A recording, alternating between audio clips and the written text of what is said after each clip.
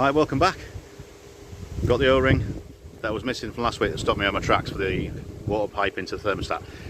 Now it's a bit breezy today and the combines are out and the background noise is quite bad, so I apologise for that if it's bad. Also, it's quite black sky up there, so I don't quite know how much I'm going to get done. But hopefully, get this in, I can then assemble the rest of it, get the subframe on, get drive shafts and brakes and everything back on, and then hopefully maybe even get it to drive today. We'll see. If not, it should be tomorrow anyway, but there may be 1 or 2 videos this weekend, otherwise it'll be another one for an hour long. As I say, the combine's in the background making a right racket. Right, I've got all my tools ready. Combine's at the other end of the field by now, so hopefully be okay with the sound. So I'll get on with it. First thing I do, I've already got a jack under the engine, so I need to support that. Rather than get the engine crane out again, just support it on the jack, just so I can get my hand down this last little bit. But I've got to take this mounting back off.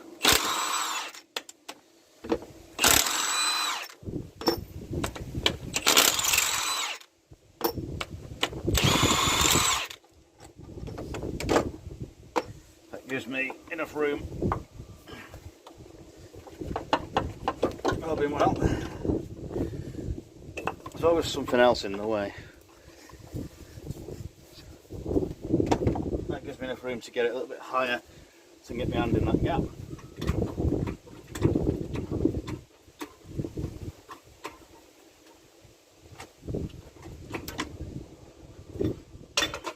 And then when the crank pulley hits the inner wing, it all goes a bit more solid, slightly safer.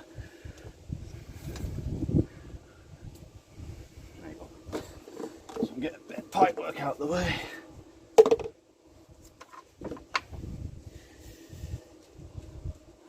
This is all a bit awkward to get. Little pipe here goes into the thermostat there, like so.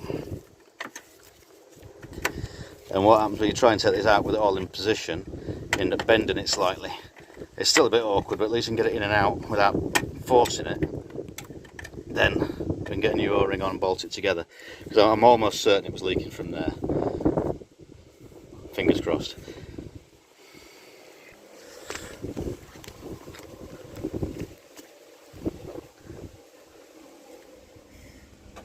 Right, that's that in there.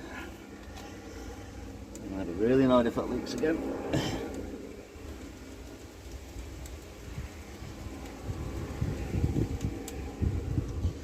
There's no way of really knowing until you've run it up to temperature and it's all back together, which then obviously is too late. Too late by then.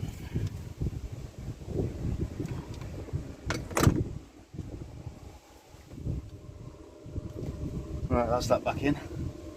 So once that's bolted back together at the back under there, we should be alright. So if I get this mounting and everything back on, get the jack out of the way, and then we can get back to some kind of normality for the angle for what you can see. So I'll just put this lot back together. Just remember to put that bolt through there before I take it apart, because remember last time it was never going to come out. As you can see, inner wing's in the way.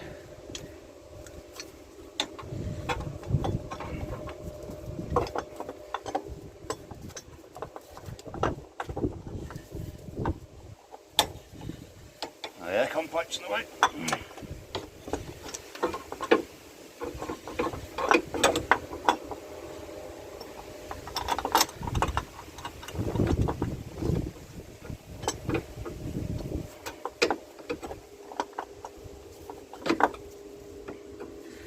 Right, let the engine back down to something like where it belongs.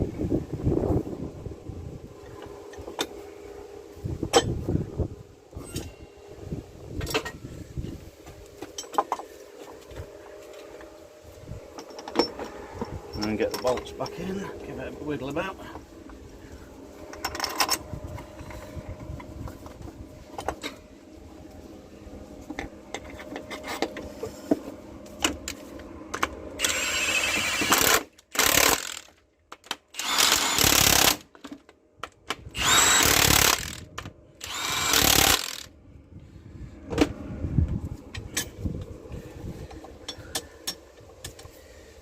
one by hand.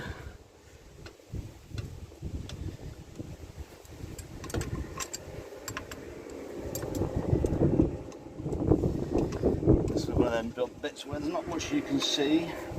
Better than nothing, I guess. Oh, I hope so anyway. You might be sat there going, no, I'd rather see nothing. But the vast majority of it's done now. It's only a case of the entire subframe, suspension, drive shafts, brakes, tyres. Oh, tyres. I got the tyres fitted this morning, so I've got 2 new front tyres fitted while the wheels were off. I've had them for, I guess, about 4 months. When I got round to change them. Because it should be sat here. Yeah, extension. Extension on that one. That one do by hand. Right. Let's try and get this 18mm. I still can't work out how this came off in the first place because I had that back off before and I did not take the inner wheel arch out. And it seems to be the only way you can get to it. So I really quite confused myself as to what I actually did.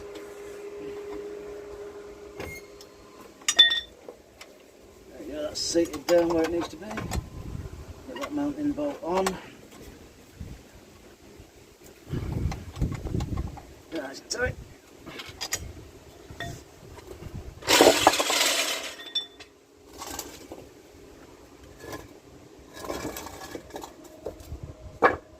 Jack out of the way.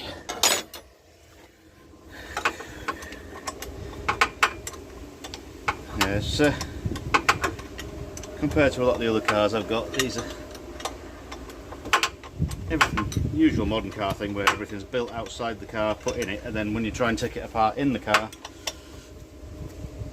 it's a little bit awkward. But this isn't too bad. A little bracket there for the pipe. Power steering pipes to support that.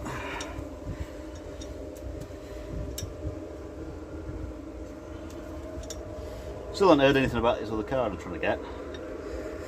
The next one for the channel. It's been on holiday and doesn't appear to have come back yet.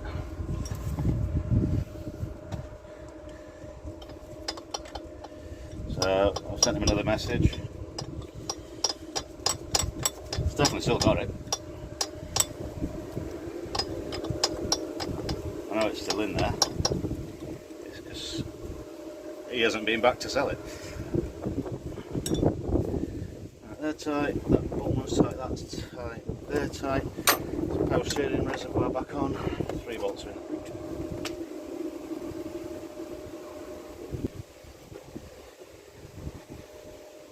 No, they're not, they're up here. Prepared myself for where they were and then forgot where they were.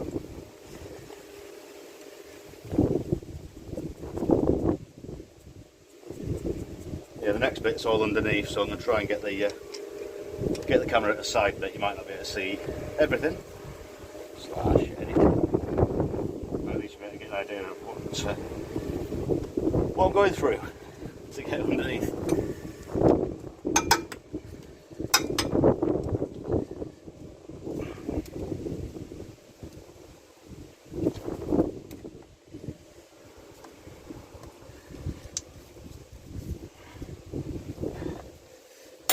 That's that on. Okay, that can go back on now because that goes onto there. I can clip that up from underneath a little bit easier.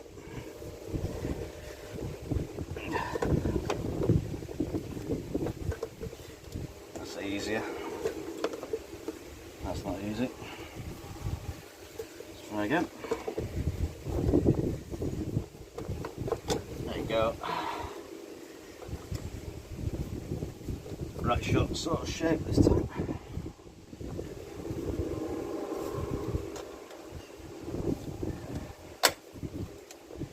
The air intake pipe from the filter to the turbo.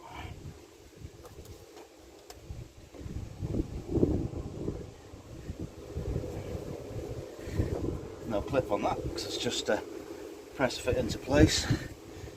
Right, I think that's everything up this side done. I'll take you down underneath now.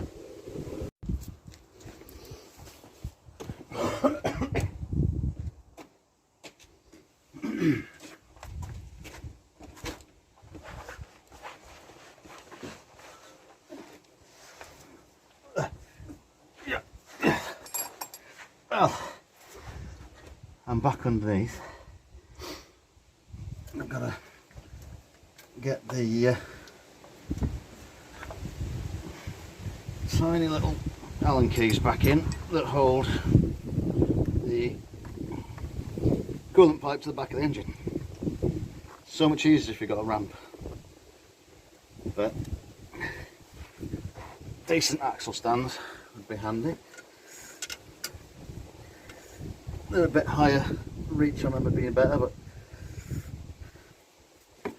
they're okay. You just kind of get limited for access in here now. Everything's starting to go back together and there's getting a lot less room.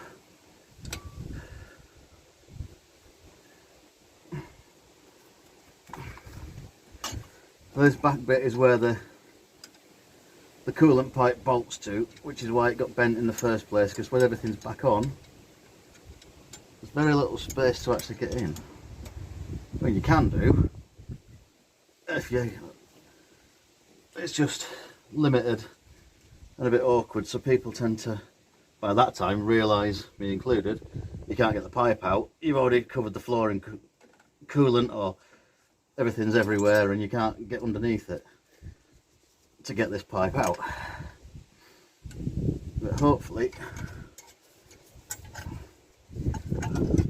just really awkward, everything's just that bit too inaccessible.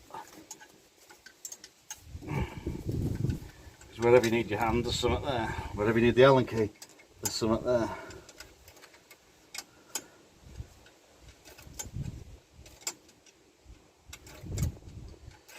But it's sitting exactly where it needs to now. There's no pressure on the pipe. So in theory it should be sat nice and square with a nice new O-ring with a bit of sealant on. Touch wood, it's not going to leak again. Because I really don't want to do this again. Ever. Whoever buys the car knows it's been done. So they don't have to worry on the clutch and everything else. But it's just they get flat at a time. There we go. Flat at a time, limited access, bits falling in my eyes. Because every time you move something, it drops bits of muck on you.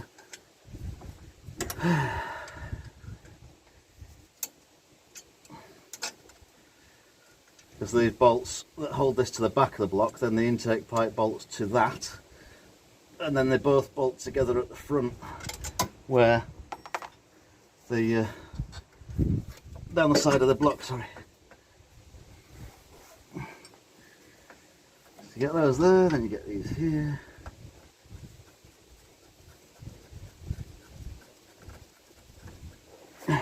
Spray everything with a bit of penetrating oil and threads before you put them back in. It makes everything a lot easier, because if they're tight coming out you can get them back in easier.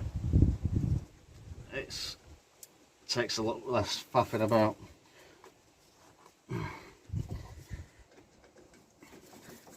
Also, when you come underneath, remember what tools you need, because it's always a way that you're going to need to get in and out, to get more tools. Get them a nip.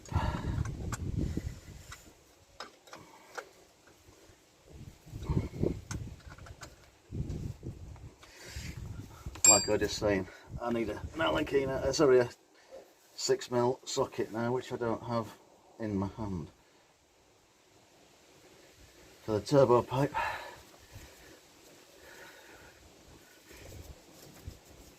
Well,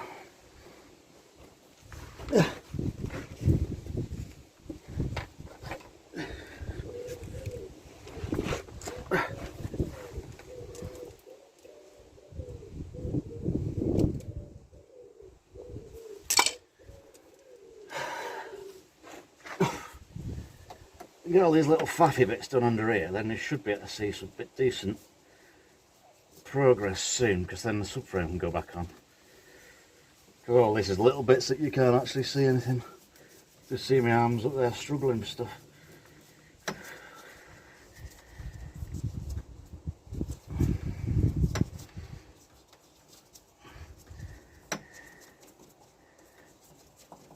Yeah, getting there.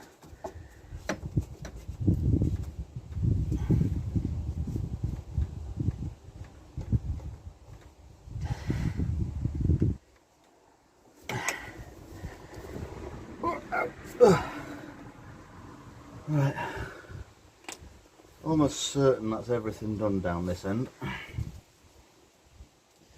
It's just the drive shaft and suspension to go back in on that side. So I've already put this side in because I was running out of space in the garage. Because I put the bottom arms on the subframe, which made that a bit more awkward. So that goes on the subframe, that goes back up inside.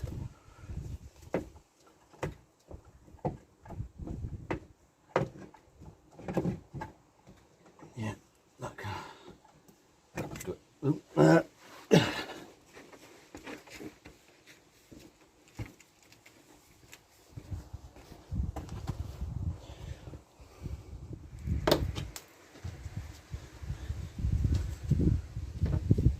This bolt in on the pipe at the side. Basically it supports it around the block and around to the front so it doesn't bang about and start splitting or anything unusual. It's going quite easily. It's going to be easier than the access to it, I think. Because the battery box wasn't in when I took that out. There we go, get to that okay.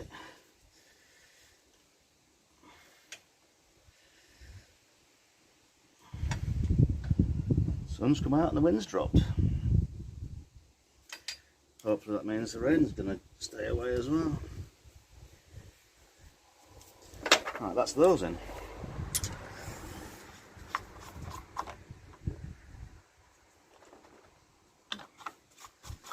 Get some coolant in there.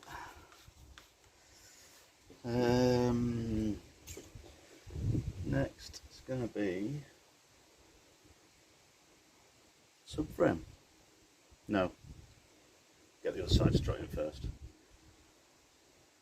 Although it might. No, I'll get the strut and the drive shaft in first. It'll be a lot easier.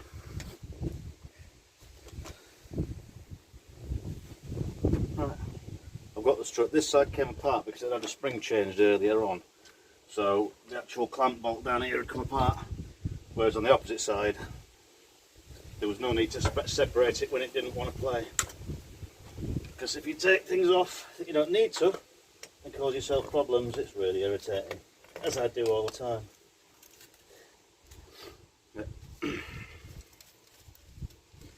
And get this in place, get the hub and the drive shaft and everything in place. Now your top turntables on these, same as anything else, there's bearing inside there. Can't see if you can see for the sun. Yeah, basically you get your bearing in the top there, and if you start getting crunchy steering and clicking and things banging about, in fact what I will do, I'm going to sit the roll bar link on while I can get at that. I'll go and get it. It's a bit awkward when they're in place.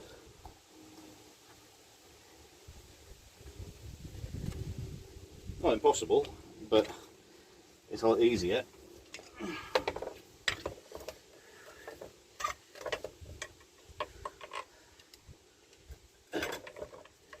A lot easier when you're there.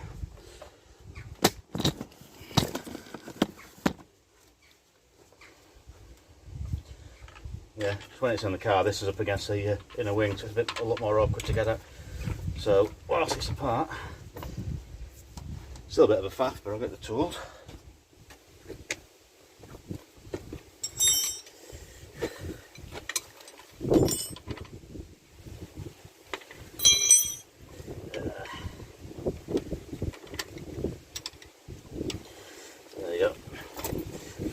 Might get a bit snug in there, but turn it while she's tightening this nuts up.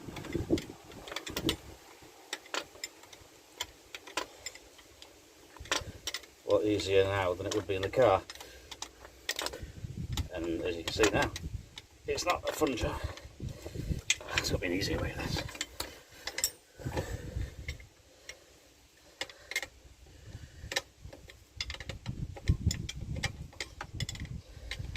Nylock nut so they can't come undone, which means you can't put it on by hand, you have to wind it all the way.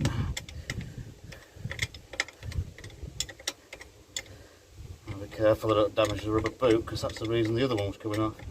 Not because there was any knocking in it like most of the time, but because the boot was split.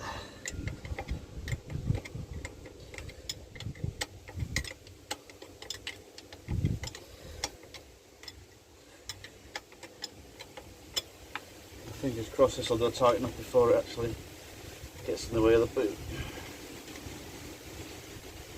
Don't really need to worry too much about the orientation of it, because it will spin. It will turn so you can get the bottom end in the right place. There you go, it's going tight now.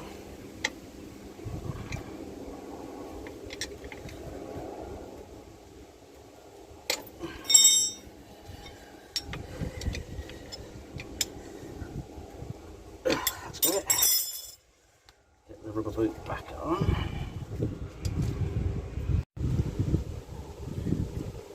Done it. End up having to take the bottom one off to get the boot pushed on from inside, because it's greasy in there, it just kept sliding around, didn't want to play. So before I have many more problems with it, that way around.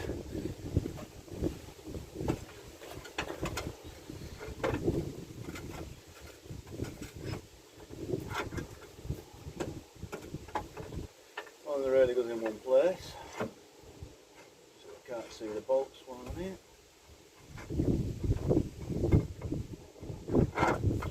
There you go.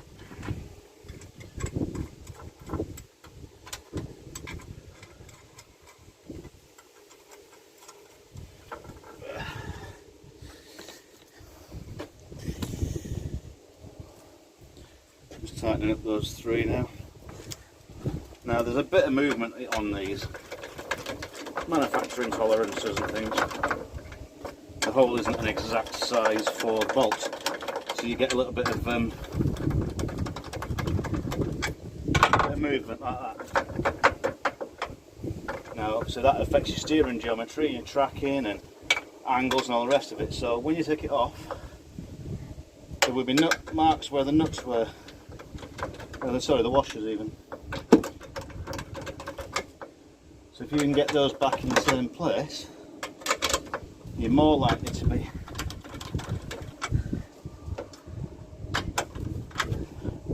somewhere back in the right position and not need as many adjustments on when you get the tracking done afterwards, because it's going to need it doing, just because the amount of things that have been apart. There you go.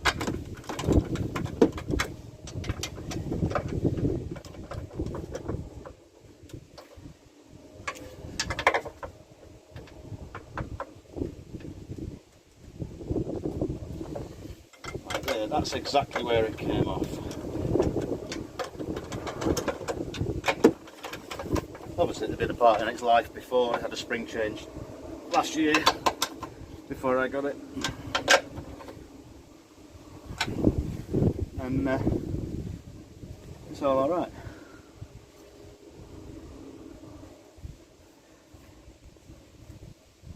There's got a metal washer missing off the top. There's always something, isn't there?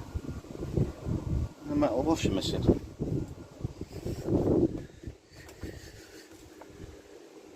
Like that. Or it's on upside down. I suspect it's on upside down looking at that, because that...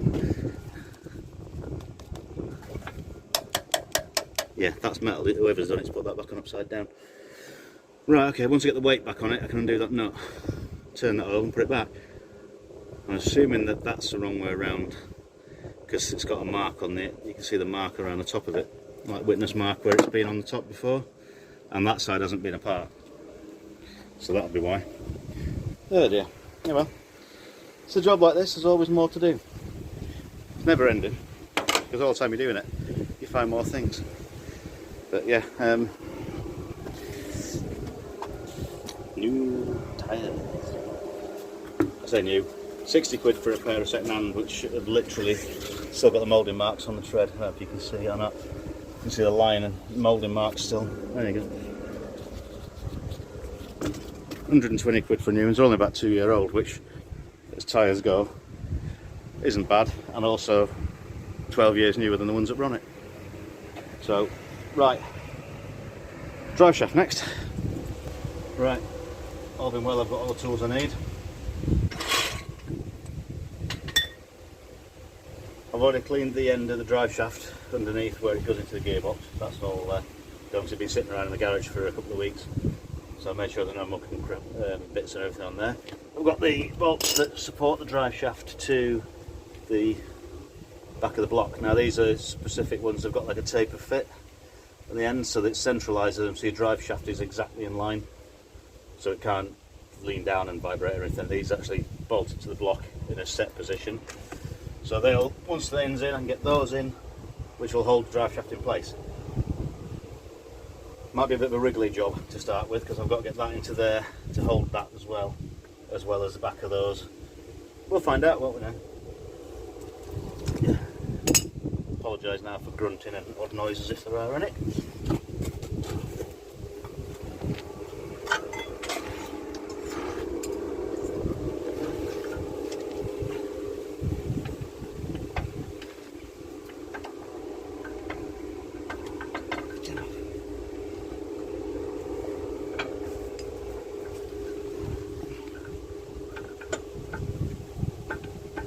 Start the gearbox.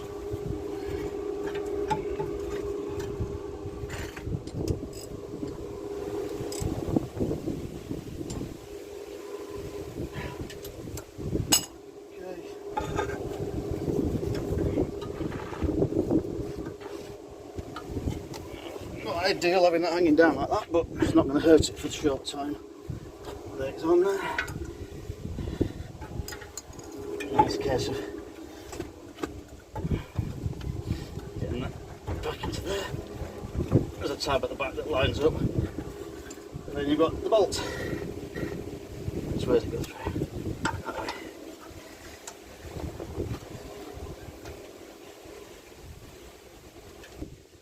It was there. Right, okay. It goes into place, and then there's a lock it clunks in, which locates it. I'll spin it in a minute.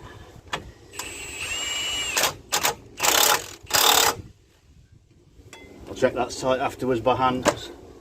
Guns are okay, but you've got no real idea of exactly how tight things are. Sometimes it can be too tight, and that causes your wheel to hurt. But while we're here now, I'll fit the caliper back on. I didn't get the pads just yet. I completely forgot. But once they're actually back on here, it's easy enough to do.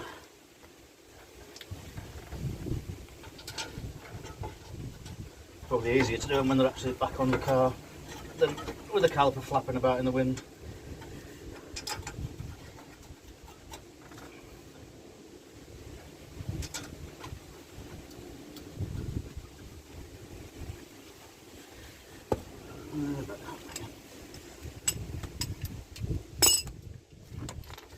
You end up with quite quick progress when you start getting big lumps like this back on.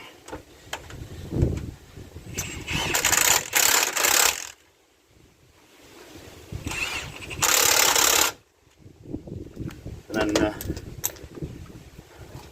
it's a case now of rerouting all the pipe work, brake hoses and ABS sensors, etc.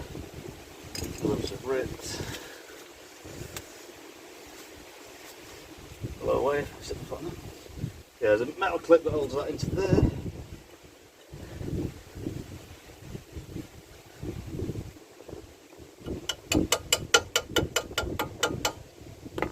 And then it's a case of rerouting all the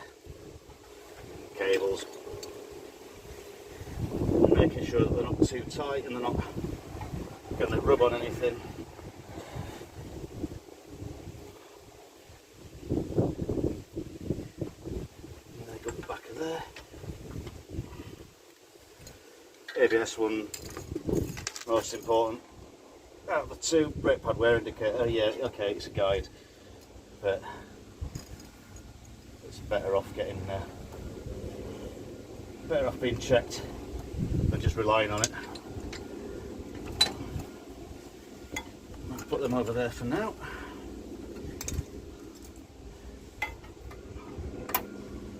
They clip back into the clips on the inner wing.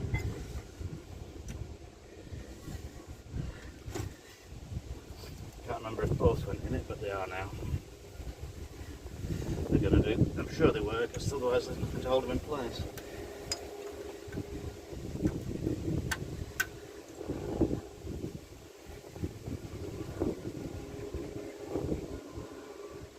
And clip those back together.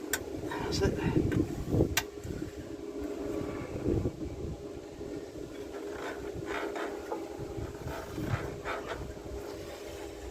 Twist it around both directions and you'll be able to see if they're anywhere near rubbing, which they're not. Just make sure everything just doesn't catch anything.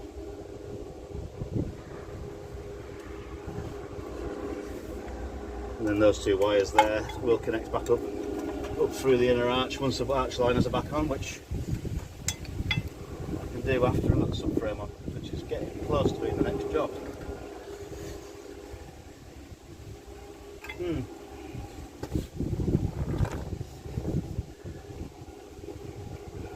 I think that is actually the next job, I'll be honest.